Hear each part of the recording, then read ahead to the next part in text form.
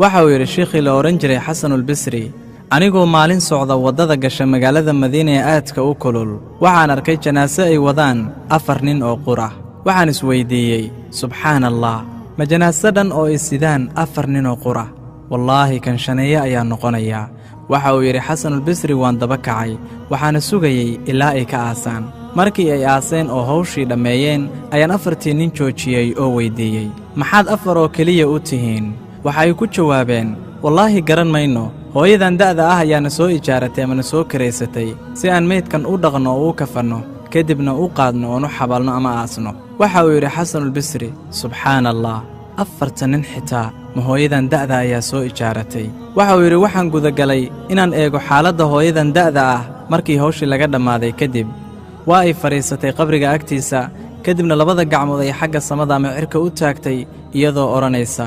rabbiyow rabbi aan adiga ahayn malihi kani waa wiilkaygii caasiga ahaa ee qalbiga adkaa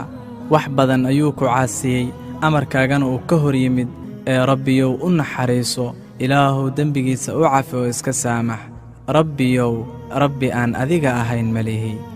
xasanulbisri waxa uu yidhi kadibna haweenaydii waa ay ooysay aad bay u ooysay haddana wax yar kadib waa ay dhoolla caddaysay markaa ayay dhaqaaqday waan la yaabay arrinkeeda waan daba kacay ayuu yidhi joogso ilaah baan kugu dhaariyee wax iiga sheeg arrinka janaasadan markaa bay tidhi war iga fogow oo idhaaf dhibaatada ama musiibada aniga igu dhacday adiga kuguma dhicine xasanulbasri waxa uu yidhi waxaan ahay xasanulbasri oo ka mida culummada muslimiinta markaa bay tidhi haddii aadan ahaan lahayn mid ka mida culummada muslimiinta arrintan kuuma sheegeen xasanow kani wuxuu ahaa wiilkayga wuxuu ahaa mid caasi ah aadna u qalbi adag dadka magaaladuna way wada garanayeen ma jirin shay caragelinaya allah subxaanahu wa tacaala ilaa waa uu sameeyey oo waa la yimid laakiin arrinta dadku aanay ogayn waxay tahay wiilkaygu wuu toobad keenay ilaahay subxaanahu wa tacaala ayuu u soo noqday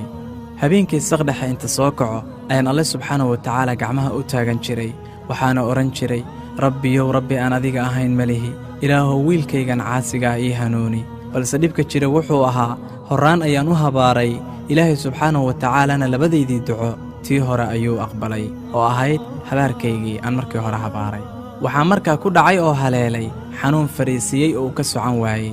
intaa kadibna xanuunkii markii uu ku darraaday oo geeridii u soo dhowaatay ayuu ii yeedhay wuxuu igu yidhi hooyo macaanay kaalay markaan u imid ayuu intaa ii sii raaciyey hooyo haddii aan dhinto ilaah baan kugu dhaariyey dhabankayga inta dhulka dhigtid dhabanka kale iiga istaag cagtaada iga saaro markaa waxaad tidhaahdaa tani waa abaalmarinta mid kastoo caasiya rabbigii oo khilaafay oo ka soo horjeestay amarka rabbigii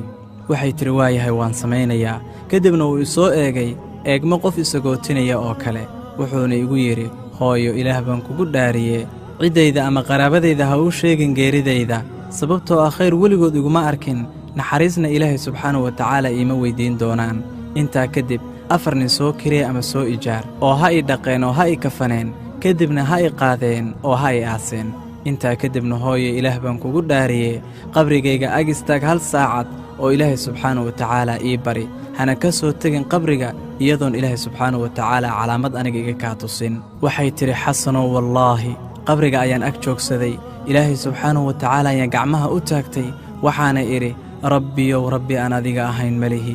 rabbiyow rabbi aan adiga ahayn malihi addoonkaaga u naxariiso kadibna ilaah baan ku dhaartay tiri wiilkayga codkiisa ayaa qabriga ka maqlay isagoo ileh hooye iska tag ilaah baan ku dhaartay waxaan helay naxariistii alleh ilaahay subxaanahu wa tacaalana waa akramul akramiin inta deeqsigaa kan ugu deeqsisan uguna naxariis iyo gallad badan haddaba addoonka alla caasiyeyow wejigee baad ilaahay subxaanahu wa tacaala la hortegi doontaa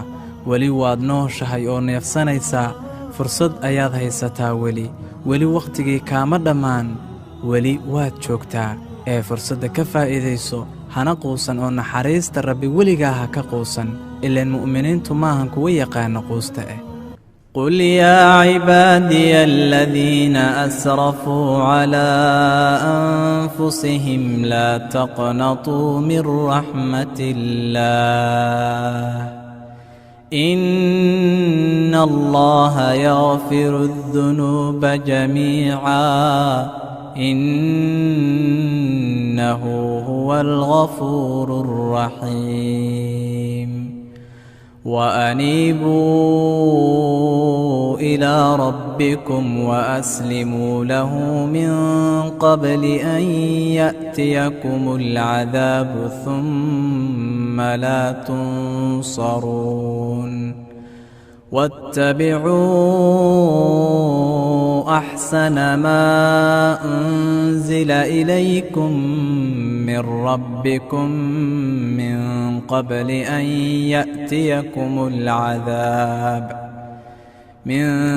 قبل أن